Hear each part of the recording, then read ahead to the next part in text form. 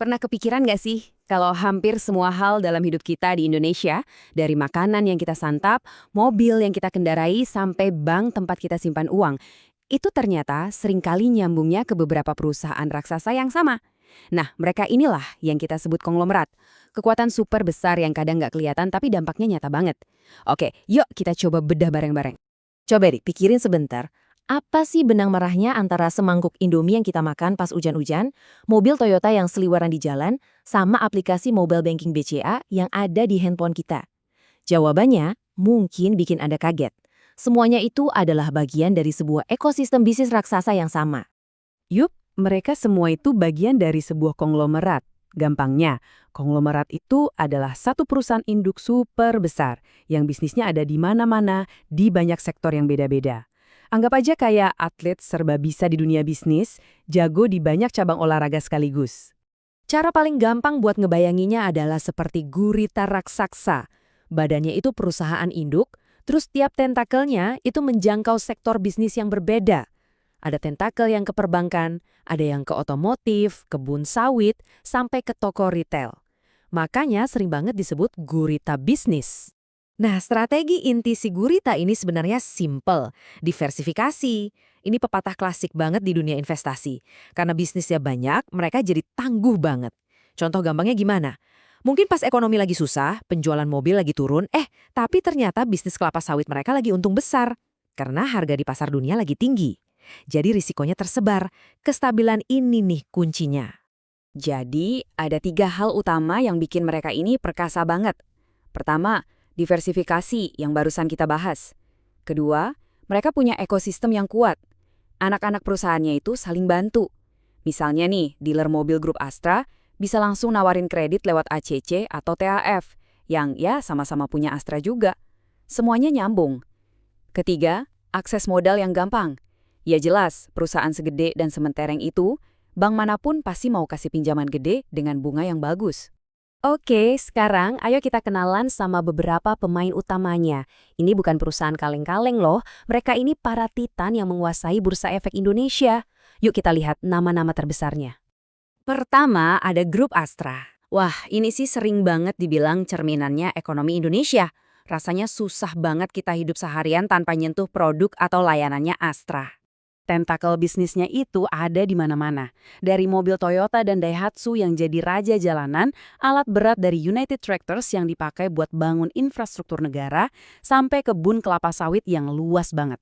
Kekuatan utama mereka, manajemennya yang profesional banget dan reputasinya sebagai perusahaan yang rajin bagi-bagi dividen ke investor.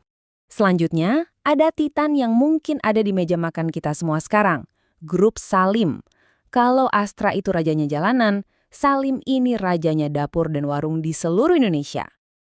Grup ini adalah juaranya barang konsumsi lewat Indofood, yang punya merek legendaris, ya, Indomie. Mereka juga ada di balik puluhan ribu gerai Indomaret.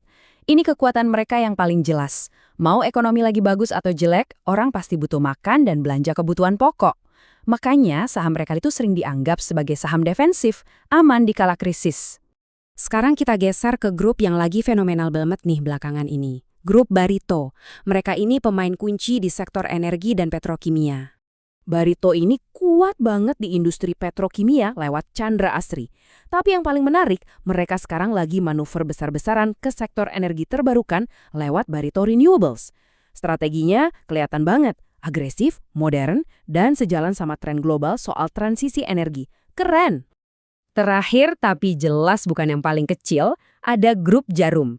Dimiliki oleh keluarga Hartono, keluarga terkaya di Indonesia bertahun-tahun, grup ini tuh udah jadi simbol stabilitas dan kekuatan finansial. Aset mahkotanya? Ya apalagi kalau bukan BCA, bank swasta terbesar di Indonesia dengan fundamental yang sehat banget. Tapi nggak cuma itu, mereka juga menguasai infrastruktur digital lewat sarana menara, penyedia tawar telekomunikasi. Jadi fokus Jarum itu jelas banget, stabilitas jangka panjang dan efisiensi yang didorong sama teknologi. Oke, kita udah kenalan sama pemain-pemainnya. Terus, kenapa sih para investor itu tertarik banget sama mereka? Coba kita lihat sisi positifnya. Kalau kita ibaratkan pasar saham itu lautan, perusahaan-perusahaan ini tuh kayak kapal induk, besar, stabil, dan susah banget goyah. Keuntungannya jelas banget. Pertama, stabilitas. Karena bisnisnya nyebar, harga sahamnya cenderung nggak roller coaster.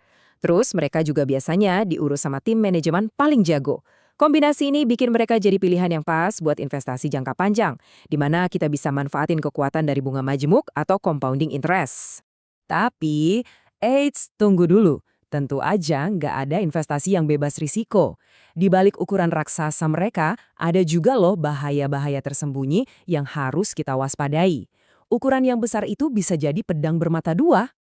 Pertama, ada yang namanya efek domino. Bayangin kalau satu anak usahanya di sektor tambang kena kasus lingkungan serius, wah, bukan cuma saham anak usaha itu yang jatuh. Sentimen negatif bisa nyebar ke seluruh grup, bahkan ke bank milik mereka. Kenapa? Karena investor jadi ragu sama tata kelola perusahaannya. Kedua, pertumbuhannya cenderung lebih lambat. Ya wajar, perusahaan senilai ratusan triliun itu susah buat tumbuh 100% dalam setahun.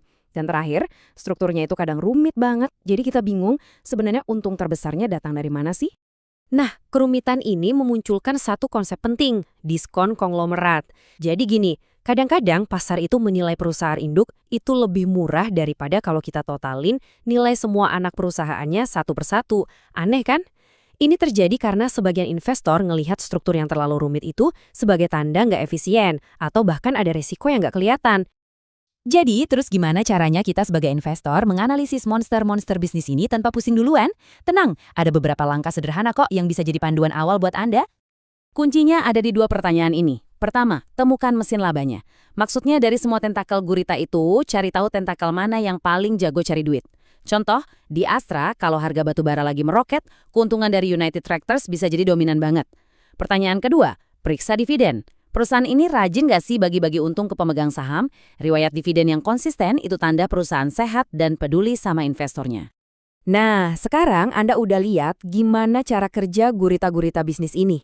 Dari kekuatannya, kelemahannya, sampai cara simpel buat mulai menganalisisnya. Pertanyaan terakhirnya sederhana aja. Dengan bekal pengetahuan ini, raksasa mana nih yang bakal jadi target analisis pertama Anda? Selamat menjelajah!